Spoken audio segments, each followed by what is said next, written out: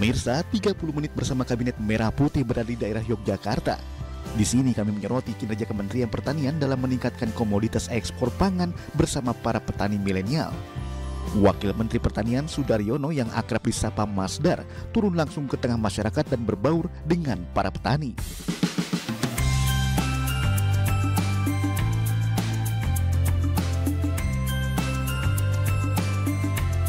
Di Desa Girimulyo, Kecamatan Kokap, Kulon Progo, Yogyakarta, Masdar melepas ekspor gula semut ke Kanada dan Malaysia sebanyak 20 ton dengan nilai 800 juta rupiah.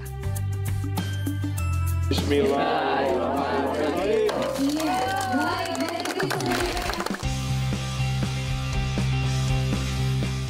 Hanya di periode sekarang ini, saya harus katakan sektor pertanian adalah sektor pangan dan pertanian adalah sektor yang prioritas. Kalau prioritas itu artinya yang tadinya penting menjadi terpenting atau paling penting. Pemirsa, saat ini saya sudah bersama dengan sosok penting di bidang pertanian. Ada Masdar, Mas Sudaryono, Wakil Menteri Pertanian Republik Indonesia. Dan kita akan mencoba untuk menghampiri, untuk bertanya bagaimana prosesi acara pada hari ini dan agendanya pada hari ini. Bagaimana tanggapan Anda mengenai antusiasme petani milenial yang memang berharap besar dari hasil ekspor ini, Mas? Ya, jadi kan begini ya. Pertanian itu kan satu ilmu yang dibandingkan dengan ilmu yang lain itu relatif lebih mudah dipelajari. Orang kan kalau belajar metalurgi, belajar pengolahan yang petrochemical misalnya kan pasti butuh satu ekspertis yang khusus ya. Nah, pertanian ini kan relatif mudah dipelajari sehingga kita ingin bagaimana mendorong petani, anak-anak muda itu supaya mau dan tidak meninggalkan pertanian. Kan petani kan tidak melulu seperti pertanian yang ada dalam bayangan orang-orang bahwa pertanian itu susah, miskin dan lain-lain. Bahwa ternyata kalau kita betul-betul arif, kita betul-betul kita gali lebih dalam, banyak kesempatan di dunia pertanian ini. Ada ekspor, ada suplai sayuran, hortikultura, ada petani beras dengan inovasi tentu, pakai teknologi drone, IoT dan seterusnya. Ternyata pertanian itu match juga sama teknologi terkini gitu. Nah, kemudian yang menjadi tantangan terbesar kadang petani milenial kemudian di sini juga tidak mengerti bagaimana kemudian cara mengaksesnya, apa yang harus dilakukan terhadap produk-produk pertaniannya, bagaimana peran Kementerian Pertanian. Gini aja, jadi hubungi penyuluh pertanian di tempat masing-masing, nanti penyuluh pertanian akan follow up ke kita. Itu yang paling clear ya, karena kita duta pertanian kita itu di penyuluh-penyuluh di desa-desa. Jadi semua orang itu bisa mengakses kita. Dan termasuk juga kan kita punya program YES, kita punya program Duta Milenial, di mana anak-anak muda ini sudah tersebar di seluruh Indonesia. Saya ketemu dengan banyak orang yang punya perhatian lebih terhadap dunia ekspor pertanian ya. Itu ternyata connect semua sama program Duta Milenial ini. Ya sudah lumayan banyak. Jadi relatif ini bukan hal baru gitu ya. Maksudnya itu relatif bukan hal baru. Kemudian ini tinggal mau mikir apa enggak, mau kerja apa enggak, mau nggak memulai sesuatu apa enggak gitu. Karena kalau enggak ya nggak akan terjadi apa-apa. Karena rencana yang baik kan rencana yang dilaksanakan gitu. Rencana yang baik, rencana yang dilaksanakan. Apalagi untuk ketahanan pangan dan swasembada pangan sebagaimana visi Pak Presiden Prabowo Subianto. Betul. Oke, baik. Terima kasih. Bapak. Silakan dilanjutkan. Wakil Menteri Pertanian Sudaryono menjelaskan bahwa sektor pertanian kini mendapat perhatian besar dari Presiden Prabowo Subianto. Menurutnya, pertanian adalah sektor strategis yang berperan dalam memperkuat ketahanan nasional dan ketahanan pangan di tanah air. Kondisi pangan kita aman, kondisi pangan kita cukup terkendali. Bertahun-tahun kita selalu khawatir dengan keamanan pangan kita. Kita selalu khawatir kita harus impor.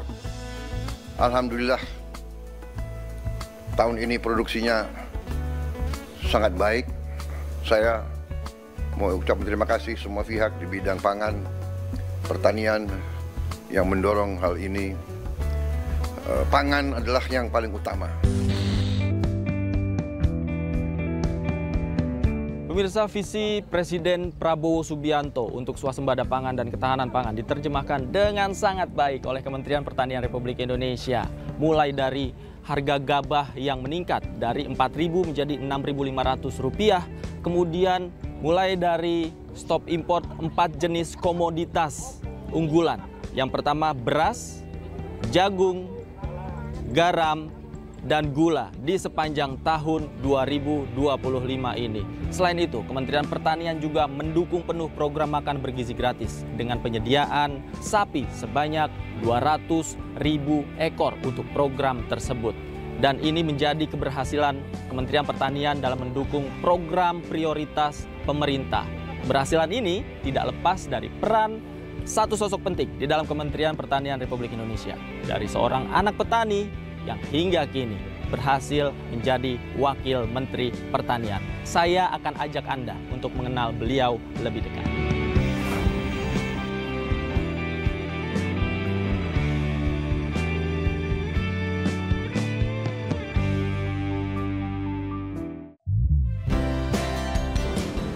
Halo pemirsa, nah saat ini saya sudah berada di sebuah hotel tempat Wakil Menteri Pertanian Republik Indonesia Mas Sudaryono menginap. Nah, kemarin sebenarnya saya udah janjian untuk mengikuti kegiatan beliau hari ini. Tapi nanti kita lihat bagaimana situasinya. Sekarang saya mau masuk dulu. Mudah-mudahan kita diizinin untuk ikut agenda beliau hari ini.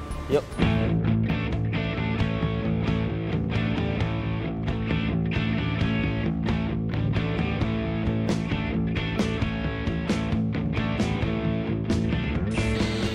Halo Mas Wamen. Selamat pagi Mas.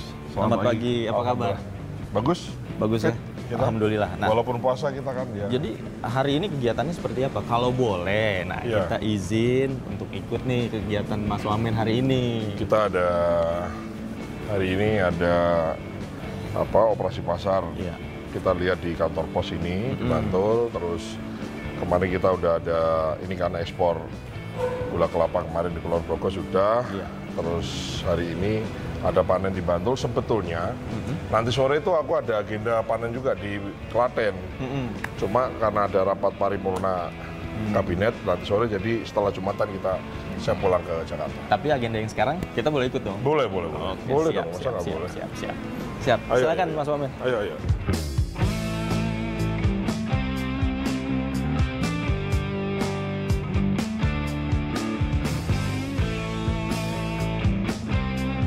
Wamen. Ya. Ini agenda pertama melihat ini ya, bazar ya.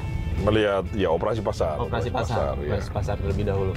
Saya ingin mulai dengan pertanyaan. Boleh. Bahwa visi Pak Prabowo adalah swasembada pangan. Betul. Kemudian ketahanan pangan ini menjadi penting. Kalau dari Kementerian Pertanian sendiri melihat ketahanan pangan, kemudian menginterpretasikan visi Pak Prabowo itu seperti apa?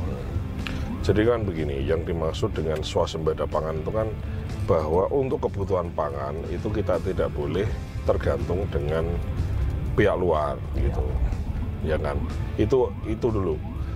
Kita sendiri mungkin kalau kita jelaskan lebih dengan kata-kata kan agak susah ya. Barangkali kalau kita merefer pada zaman Covid lah gitu ya. Zaman Covid semua orang WFH, kemudian kita juga pangan mesti cukup. Nah, di saat Covid itu semua negara itu mementingkan kepentingan negara masing-masing gitu. Nah, jadi urusan pangan ini memang makanya penyebutannya ada kedaulatan pangan. Jadi berdaulat di bidang pangan. Itu artinya bahwa negara kita tidak boleh tergantung sama luar. Belum tentu di saat kita butuh pangan, apakah itu beras, apakah itu komoditi lain, kemudian negara lain di situasi tertentu dia mau memberikan berasnya kepada kita, mau memberikan jagungnya kepada kita. Nah, Pak Prabowo sangat menekankan bahwa kedaulatan negara yang pertama kan yang harus diurus adalah pangannya. Kenapa? Orang tuh boleh hidup nggak pakai mobil, boleh hidup nggak pakai motor, tapi nggak bisa hidup kalau nggak ada makan. Gitu. Bagaimana kemudian ini dirasakan betul dan Kementerian Pertanian memastikan bahwa petani mendapatkan manfaat ini, Mas? Iya. Kita ambil contoh misalnya gabah, padi, beras gitu ya. Ya. Kan setiap panen raya itu pasti harganya jatuh. karena kan semua orang lagi panen, yang beli jadi ya suplai lebih besar daripada demand kan gitu ya. Nah di saat paceklik atau kemarau pas panenan sedikit, kebutuhan kita besar. Nah kemudian gabah jadi mahal, beras jadi mahal. Nah, maka di sini satu, pemerintah sudah menaikkan HPP gabahnya, sudah menaikkan HPP jagungnya 6.500 untuk gabah kering panen di sawah, sama 5.500 jagung. Kita ngomong gabah dulu lah. Nah, pada saat panen raya, maka pemerintah itu harus punya arms, punya tangan untuk mengambil barang itu, ya, mengambil gabahnya. Kalau pada saat pasar ya, jadi semua yang tidak bisa diserap oleh pasar, maka pemerintah harus ambil. Berdasarkan pengalaman dari tahun-tahun sebelumnya itu, nah, Bulog itu harus berdasarkan pengalaman tahun sebelumnya ngambil 10% aja dari total panenan. Artinya yang tidak diserap oleh pasar, Bulog harus ambil supaya tidak ada harga jatuh. Alhamdulillah Mas, saat ini di semua wilayah itu rata-rata sudah di 6.500. 6.500. Ya, bahkan kita bikin pengumuman, kita minta tolong ke kepala daerah seluruh Indonesia, kalau ada pedagang membeli gabah kurang dari 6.500 yang dijual. Karena kalau nggak ada yang beli pun nanti insya Allah Bulognya akan hadir dan kita serap. Jadi ini ada produksi diserap oleh pasar, sisanya negara harus hadir, harus ambil.